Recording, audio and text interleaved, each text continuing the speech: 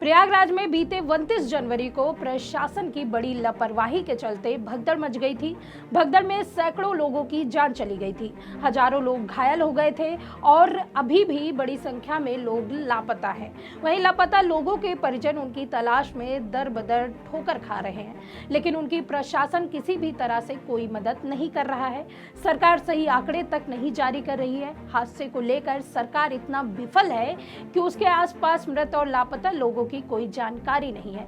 लेकिन कुंभ में कितने लोगों ने स्नान कर लिया है, उसकी पूरी जानकारी डाटा प्रशासन की तरफ से तुरंत जारी कर दिया जाता है।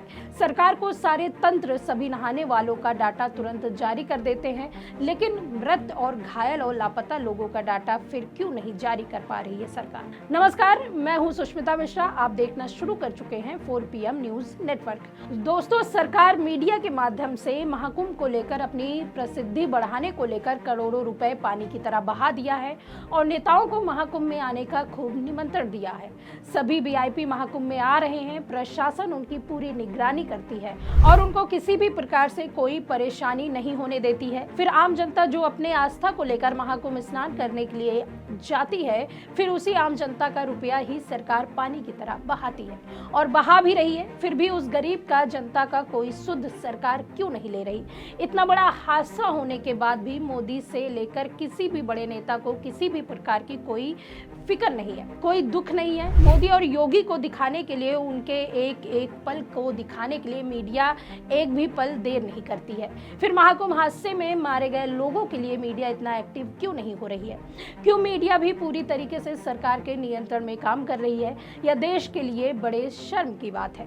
बता दें कि मीडिया समाज का चौथा स्तंभ है, लेकिन समाज का चौथा स्तंभ मोदी के हाथों बिक चुका है और मोदी योगी की प्रशंसा कर रहा है। वही सरकार सत्ता के नशे में भूल गई है कि आज मेरी जो पोजीशन है उसको जनता ने दिया है और जिस दिन जनता ने पूरी तरह से नकार दिया, लोग मोदी योगी का नाम तक भूल जाएंगे।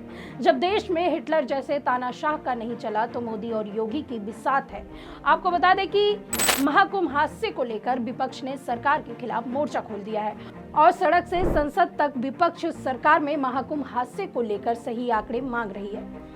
लेकिन सरकार अपनी नाकामी को छुपाने के लिए गलत आंकड़े जारी कर चुकी है और आम जनता के साथ खिलवाड़ कर रही है। सरकार की नज़र में गरीब जनता की जान की कीमत कुछ लाख रुपए है। अगर सब वहां पर ठीक है, सारी व्यवस्था चाक चौबंद है, तो फिर कोई भी VIP आम जनता की तरह जाकर गंगा में डुबकी क्यों नहीं लगाता। VIP के लिए सारे रास्ते बंद कर दिए जाते हैं और आम जनता को मरने के लिए छोड़ दिया जाता है। फिर सरकार की व्यवस्था चाक चौबंद कैसे है, यह बड़ा सवाल है। वहीं महाकुंभ हादसे में लापता हुए लोगों को लेकर एक बार फिर से समाजवादी पार्टी के अध्यक्ष अखिलेश यादव ने सवाल उठाए हैं। प्रयागराज में राष्ट्रपति द्रौपदी मुर्मू के दौरे से पहले सपा नेता अपनों की तलाश में भटक रहे एक शख्स का वीडियो शेयर कर योगी सरकार पर निशाना साधा और उम्मीद जताई कि प्रशासन ऐसे लोगों को अपनी बात रखने से नहीं रोकेगा। बता दें कि सपा अध्यक्ष ने जो वीडियो शेयर किया है उसमें मध्य प्रदेश के रहने वाले अशोक पटेल अपने बुजुर्ग पिता की खोज में बिलखते हुए नजर आ रहे हैं। उनका कहना है कि उनके पिता 29 जनवरी को मौनी अमावस्या पर स्नान के लिए महाकुंभ आए थे, जिसके बाद से ही उनका कुछ पता नहीं चल पा रहा है। वह रोते हुए कहते हैं कि उन्होंने अपने पिता की तलाश में सभी अस्पतालों और शवगृह के चक्कर लगा लिए, लेकिन उनकी कोई जानकारी नहीं मिल रही है और ना ही कहीं पर उनका नाम है। अखिलेश यादव ने इस वीडियो के साथ लिखा, सच्चे आंसुओं का सैलाब अहंकार के हिमालय को भी बहा ले जा सकता है।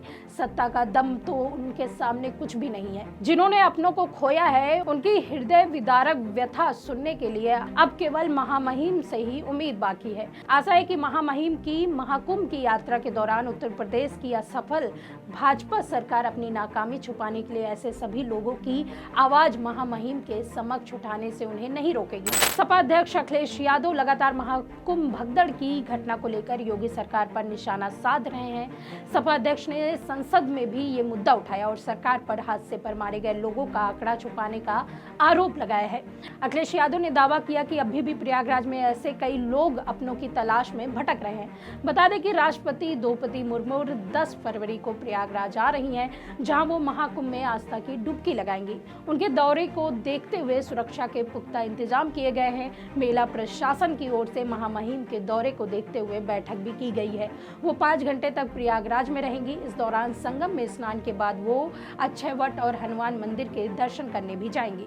इस खबर में फिलहाल इतना ही। ऐसी ही तमाम राजनीतिक खबरों के लिए बने रहिए 4 PM न्यूज नेटवर्क पर। मैं सुष्मिता, नमस्कार।